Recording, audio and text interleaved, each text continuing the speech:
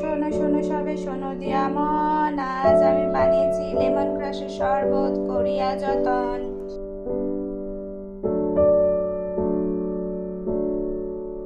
প্রভাত বন্ধুরা, আজ চলে এসেছি একটা নতুন রেসিপি নিয়ে।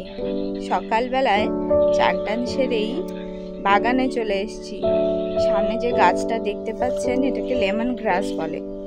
এই লেমন গ্রাস দিয়ে একটা দারুণ স্বাদের শরবত বানিয়ে দেখাবো আপনাদেরকে। এগুলো হাতে ছিঁড়ার সময় খুব সাবধানে ছিঁড়বেন, হাত কেটে যেতে পারে। আমি একটা কাঁচি এনেছি, এই কাঁচির সাহায্যে কিছুটা লেমন গ্রাস নিয়ে নেব। বেশ কয়েকটা লেমন গ্রাসের পাতা কেটে নিয়েছি, লাগিয়ে গিয়েছে।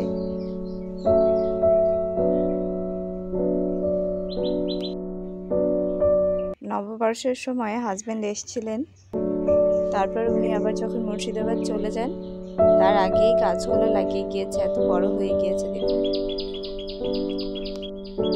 কি সুন্দর পাখির আওয়াজ। এই হচ্ছে আমাদের লেবু গাছ, গন্ধরাজ লেবুর গাছ। এর মধ্যে থেকে একটা লেবু আমরা নিয়ে নেব। ওই দিকে একটা লেবু বেশ বড় হয়েছে।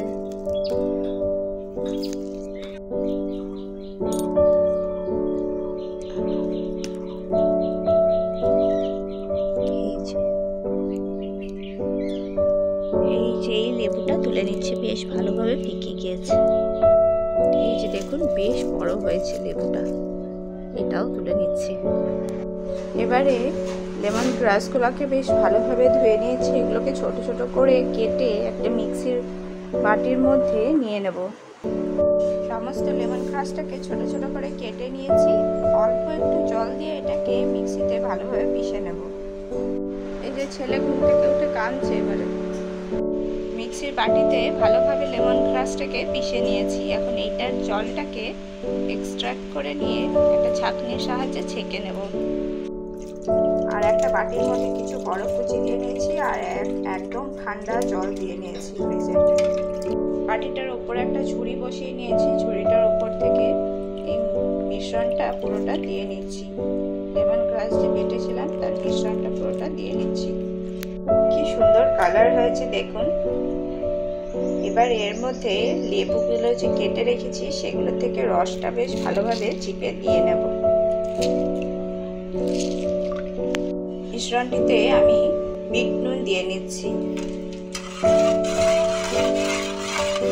কয়েকটা লেবুর টুকরো একদম সরু সরু করে কেটে নিয়েছি, এগুলো দিয়ে নিচ্ছি। মিষ্টির জন্য ব্যবহার করছি মধু,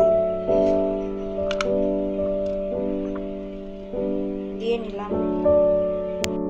আমি 5 চামচ মতন মধু দিয়ে নিয়েছি এর মধ্যে। আপনারা নিজেদের স্বাদ অনুযায়ী মধুটা কমাতে বা বাড়াতে পারেন। আপনারা নিজেদের স্বাদ অনুযায়ী মধুটা বাড়াতে বা কমাতে পারেন। আমি মধু ব্যবহার করেছি, আপনারা চাইলে চিনিও দিতে পারেন এর মধ্যে।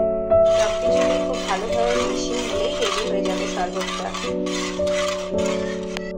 দুটো গ্লাসের মধ্যে কিছুটা বরফ কুচি দিয়ে নিয়েছি। শরবতটা আমার একদম রেডি হয়ে গিয়েছে, সার্ভ করে নিয়েছি।